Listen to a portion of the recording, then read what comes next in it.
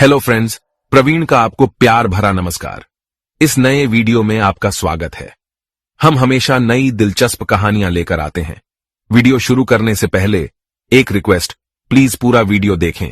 हो सकता है कि आप आज अपने दिन की सबसे अच्छी कहानी देख रहे हो।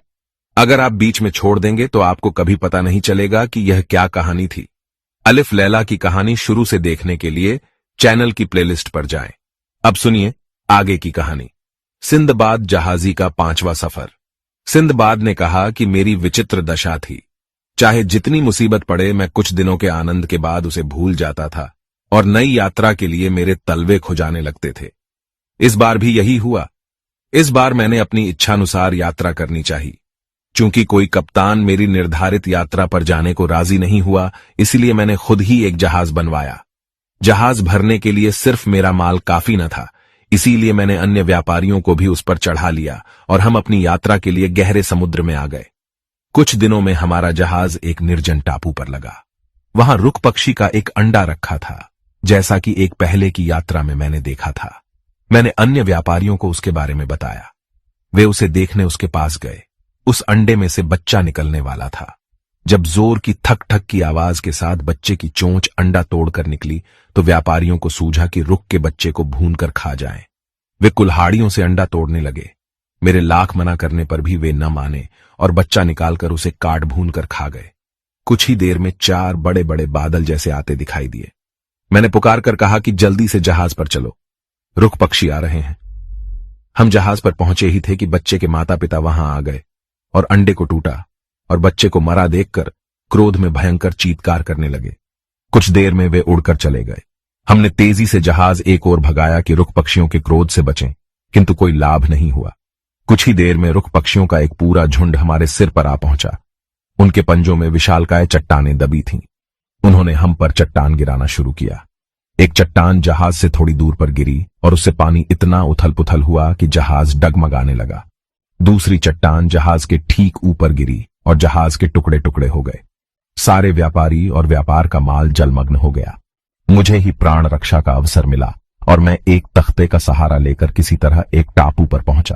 तट पर कुछ देर तक सुस्ताने के बाद मैं उस द्वीप पर घूम फिर कर देखने लगा कि क्या किया जा सकता है।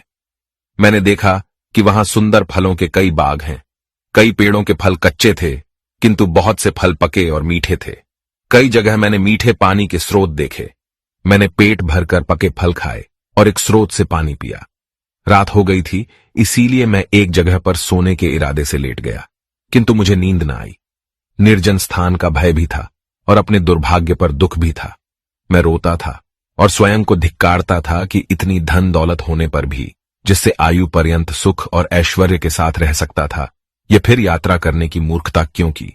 कभी यह भी सोचने लगता था कि इस द्वीप से किस तरह निकलकर बाहर जाया जा सकता है। इतने में सवेरा हो गया। मैं भी अपनी उधेड़बुन को छोड़कर उठ खड़ा हुआ और फल वाले पेड़ों को घूम घूम कर देखने लगा। कुछ ही देर में मैंने देखा कि वहां किनारे एक बूढ़ा बैठा है।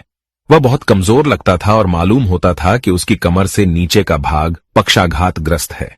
पहले मैंने सोचा कि यह भी मेरी तरह का कोई भूला भटका यात्री है जिसका जहाज डूब गया है। मैंने उसके समीप जाकर उसका अभिवादन किया। उसने कुछ उत्तर न दिया, केवल सिर हिलाया। मैंने उससे पूछा कि तुम क्या कर रहे हो। उसने मुझे संकेत में बताया कि चाहता है कि मैं उसे अपने कंधों पर बिठाकर नहर पार करा दूं।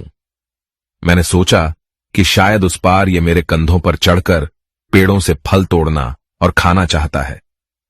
मैंने उसे अपनी गर्दन पर चढ़ा लिया। अब मुझे वह बात याद आती है तो हंसता हूं। नहर के पार जाकर मैंने उतारना चाहा तो वह बूढ़ा, जो बिल्कुल मरियल लगता था, एकदम से शक्तिवान हो गया। उसने मेरी गर्दन के चारों ओर इतने जोर से पांव करे कि मेरा दम घुटने लगा। मेरी आंखें बाहर को निकलने को हुईं और मैं अचेत होकर गिर पड़ा। फिर उसने पांव ढीले किए, जिससे मैं सांस लेने लगा और कुछ देर में होश आ गया।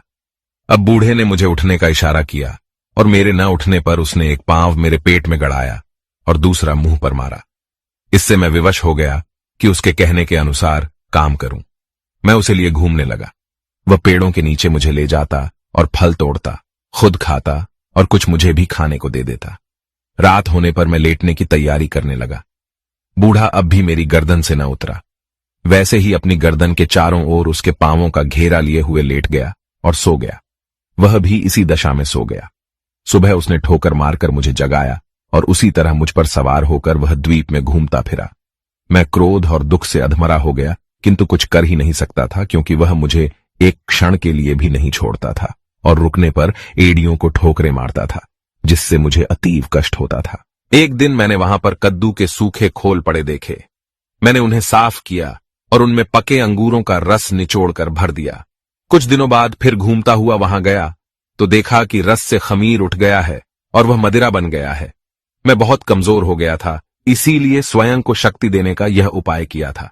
मैंने थोड़ी सी शराब पी और मुझ में शक्ति आ गई। मैं तेजी से चलने लगा और गाने भी लगा। बूढ़े को यह देखकर आश्चर्य हुआ। उसने इशारे से एक कद्दू की शराब देने के लिए कहा। मैं तो 2-4 घूंट ही लेता था। उसे थोड़ी मदिरा पीकर आनंद आया तो वह एकदम से पूरे कद्दू की शराब पी गया। इससे उसे तेज नशा चढ़ाया। वह गाने लगा और झूमने और डगमगाने लगा। जब मेरी गर्दन पर उसकी पकड़ ढीली हो गई तो मैंने उसे पृथ्वी पर पटक दिया। उसके गिरते ही मैंने एक पत्थर से उसका सिर कुचल कर उसे मार डाला। मुझे उसी पकड़ से छूटकर बड़ा सुख मिला और मैं समुद्र तट पर आ गया। संयोग से उसी समय एक जहाज के कुछ लोग जहाज में मीठा पानी भरने उस द्वीप में उतरे। उन्हें मेरी कहानी सुनकर बड़ा आश्चर्य हुआ। उन्होंने कहा, क्या तुम सचमुच इस बूढ़े के हाथ पड़े थे? उसने तो न जाने कितनों को इसी तरह दौड़ाकर और गला घोंटकर मार डाला है। उसके हाथ से कोई नहीं बचा। तुम वास्तव में बहुत भाग्यशाली हो। इस द्वीप के अंदर कोई नहीं जाता, सभी इससे भय खाते हैं। फिर वे मुझे अपने जहाज पर ले आए। कप्तान ने भी मेरा हाल सुनकर मुझ पर दया की और बगैर किराए के पूरी सुविधा के साथ मुझे ले चला। यात्रा के दौरान एक बड़े व्यापारी से मेरी गहरी मित्रता हो गई।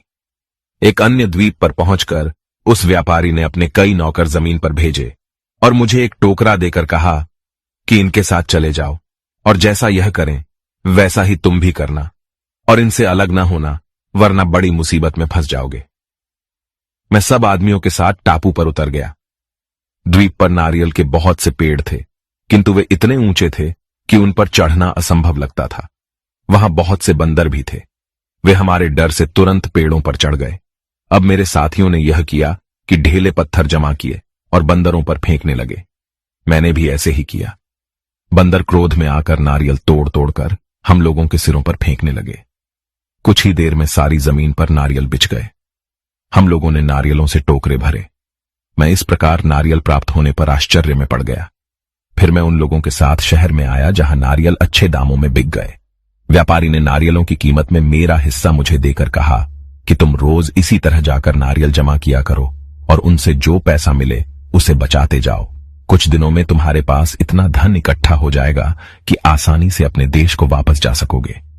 मैंने उसकी बात मानी और कई दिन तक इसी तरह नारियल बेचता रहा। मेरा पास इस सौदे से पर्याप्त धन हो गया।